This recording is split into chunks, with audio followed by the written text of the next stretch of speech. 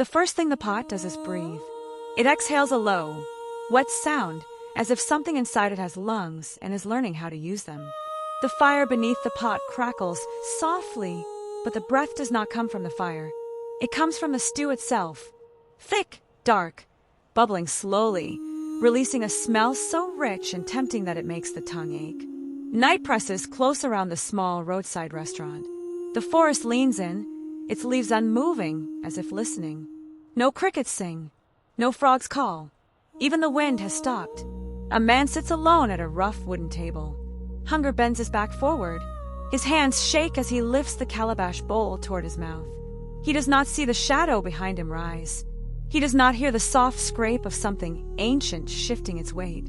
The woman who cooked the food does not blink. When the man swallows the first mouthful, the fire flares blue. The pot exhales again, longer this time, satisfied. Some meals feed the body, others remember your name. Kalu walks the red dust road with the confidence of a man who believes the world owes him ease. The sun rides high, beating down on his shaved head, but he does not slow. His sandals slap the earth in a steady rhythm, and his shadow stretches long before him like a loyal servant.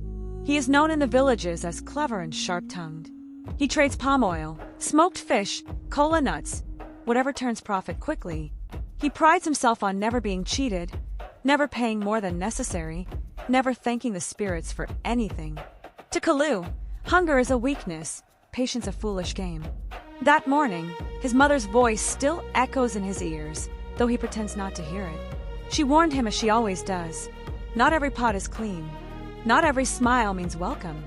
Food carries the hands that prepared it, the heart that stirred it, the spirits that watched it cook. Kalu laughed and adjusted the strap of his bag. Old women fear shadows, he told her. A sharp mind fears nothing. By midday, hunger begins to gnaw at him. Not a gentle hunger, but a hot, angry one that tightens the belly and clouds the eyes. He passes farms and compounds but refuses to stop.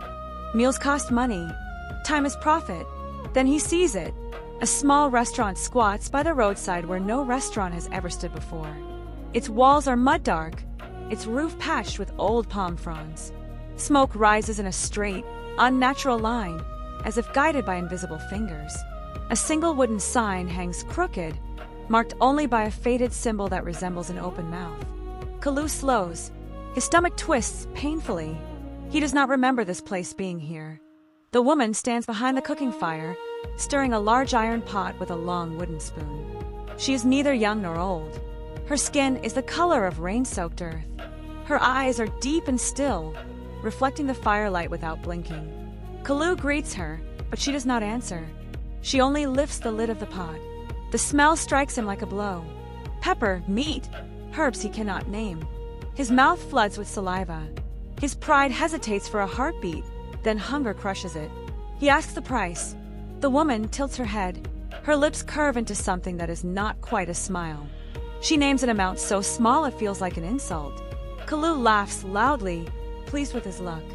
He does not notice that the forest behind the restaurant seems to draw closer, branches bending inward like curious elders. As she serves him, he notices the object tied to her wrist. A small carved mask made of dark wood, its mouth open wide, its eyes hollow. It swings gently as she moves, tapping softly against her skin. Something about it unsettles him. He looks away quickly. The first swallow is bliss. Heat spreads through his chest, loosening his limbs. The hunger vanishes, replaced by a deep, heavy satisfaction. He eats faster, greedily, scraping the bowl clean. The woman watches. As he finishes, a strange sensation creeps over him. The world feels thicker, slower. The shadows seem darker. He laughs it off, wipes his mouth, and stands. When he turns to leave, the road behind him is gone. The woman stands behind the cooking fire, stirring a large iron pot with a long wooden spoon. She is neither young nor old. Her skin is the color of rain-soaked earth. Her eyes are deep and still, reflecting the firelight without blinking. Kalu greets her, but she does not answer. She only lifts the lid of the pot. The smell strikes him like a blow. Pepper, meat, herbs he cannot name. His mouth floods with saliva. His pride hesitates for a heartbeat, then hunger crushes it. He asks the price. The woman tilts her head. Her lips curve into something that is not quite a smile. She names an amount so small it feels like an insult. Kalu laughs loudly, pleased with his luck. He does not notice that the forest behind the restaurant seems to draw closer, branches bending inward like curious elders. As she serves him, he notices the object tied to her wrist. A small carved mask made of dark wood, its mouth open wide, its eyes hollow. It swings gently as she moves, tapping softly against her skin. Something about it unsettles him. He looks away quickly. The first swallow is bliss. Heat spreads through his chest, loosening his limbs. The hunger vanishes, replaced by a deep, heavy satisfaction. He eats faster, greedily, scraping the bowl clean. The woman watches. As he finishes, a strange sensation creeps over him. The world feels thicker, slower. The shadows seem darker. He laughs it off, wipes his mouth, and stands. When he turns to leave, the road behind him is gone. Where the road should be, there's only forest. Tall trees pressed together, their trunks scarred with old marks that resemble faces.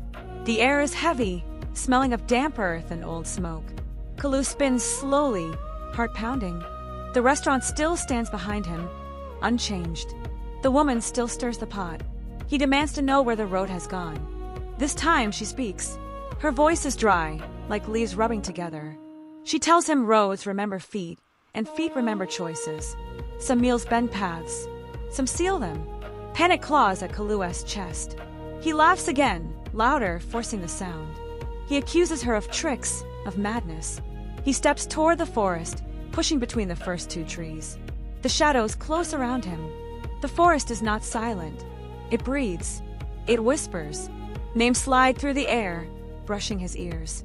He hears his father's cough, long dead. He hears his own voice bargaining, boasting, lying.